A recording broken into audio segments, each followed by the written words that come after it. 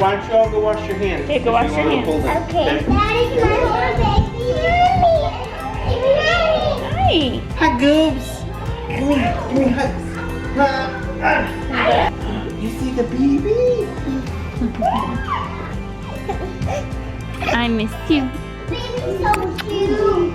Did you took a video? I did.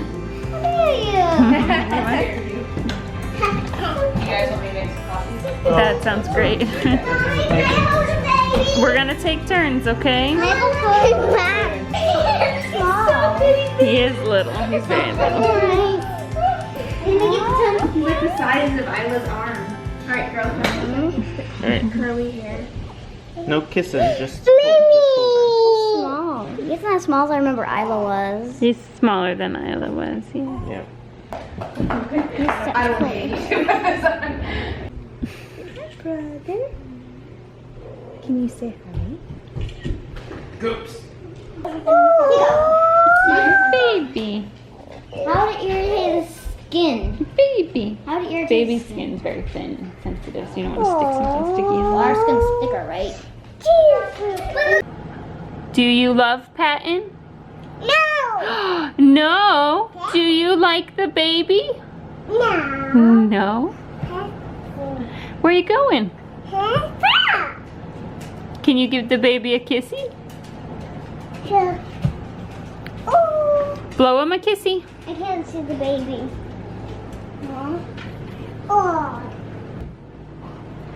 Okay, what is your favorite thing about Patton? My favorite thing is holding them. You like holding him? What do you like, JJ? Eating breakfast with him. Yeah.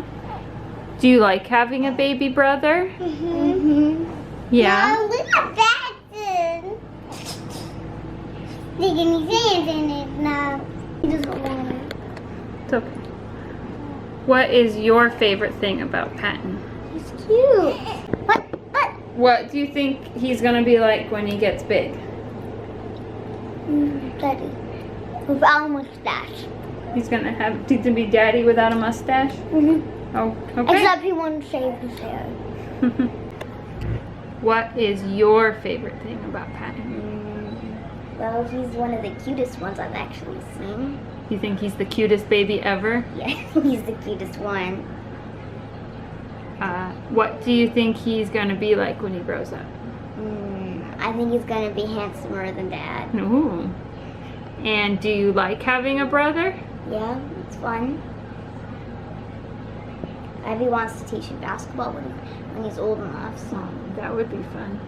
But we don't even have basketball courts. We'll work on it. So, Patton joined our family a week ago today. The girls are now back home. They spent, they spent 4 days at Grandma's house. And I cannot say enough times how thankful we are for our extended family who help us so much. Not just when we have a baby, but just anytime we have a doctor's appointment or something going on. They're always there to help with the kids, which we're so thankful for. Just to quickly share his birth story. So Patton is our 6th. He is our first boy, so he has 5 older sisters who told us when they found out that they were having a brother, that they did not want a brother, that boys were stinky, and that they wanted another sister. But now that he's here, they are totally in love. For most of my other births, I've used midwives. I've had 3 home births, and they were wonderful experiences. I can't say enough things about working with a midwife and the expertise that they bring and the one-on-one attention they can give you versus a more American traditional, OBGYN hospital birth. But for Patton, because when I was pregnant with number 5 with Isla, at the very end of the pregnancy I had some complications come up, and we ended up needing to deliver in the hospital because there were some concerns about the health of my placenta. I decided for him that it was time to go ahead and move on from home birthing and using midwives to using an OBGYN because my risk factors were a little bit higher for complications after the last pregnancy. And I felt like the pro-con comparison between the home birth and the hospital birth, that I was stacked a little bit more against home birth safety-wise. So we decided from the very beginning that we were going to use an OBGYN, and I found a wonderful OB here locally, about an hour from the farm, which is usually what we have to drive for doctors. I elected to be induced at 40 weeks. I was really nervous about that. I was induced with our first, with Micah, and it was a terrible experience, honestly, and I swore after that experience that I would not only never have a baby in the hospital again, but that I would never ever let myself be induced again. We were very, very fortunate that I didn't end up with an emergency C-section, and Micah was sick when she was first born. She actually was in the NICU for 5 days because everything just went downhill with that induction. But the more babies I have, the more I learn that pregnancy and birth, it's just, you get a stack of cards and you don't know what's going to be in the deck, and everyone is different, and you got to look at all the cards in the deck and figure out what's the best option for you and baby. And for this one, it really seemed, with the distance we had to go to the hospital, and with the previous issues I had had in pregnancy, that being induced so that I was in the hospital the whole time was probably the best choice. And our doctor let me know that she supported me if I didn't want to be induced, but that was her suggestion for what she felt would be the safest option. So we went in about 5:30 in the morning. The goal was to break my water. I didn't want to be on Pitocin the whole time because it's miserable. But I wasn't quite dilated enough to do that, so they put me on a very low dose of Pitocin, and it was very slow going for the first like 6 hours. But I finally dilated enough that they were able to break my water, and then labor just shot super fast after they broke my water. I don't think it was 15 minutes after she broke it that my contractions were a minute apart, and they were lasting 60 seconds to 90 seconds. It felt like what transition usually feels like, but I was only like 3 centimeters dilated. It was really difficult. At about 6:15 at night, they checked me, and I was only 5 centimeters at that time, and I was feeling a little bit discouraged because, as I said, when the water broke, the contractions were really hard and really fast, and I felt like I was never going to dilate enough to have this baby. I started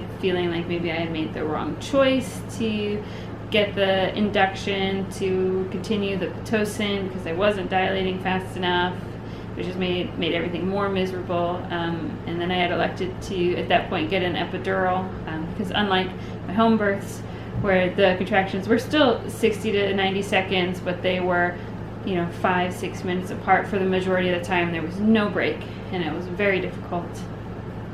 And definitely, at that point, didn't really care and just wanted some relief. And so, anyway, it was about 6 o'clock, and I was only 5 centimeters, and was really starting to wonder if I had made the wrong choice, and kind of wishing I had scheduled another home birth and just forgotten about all this.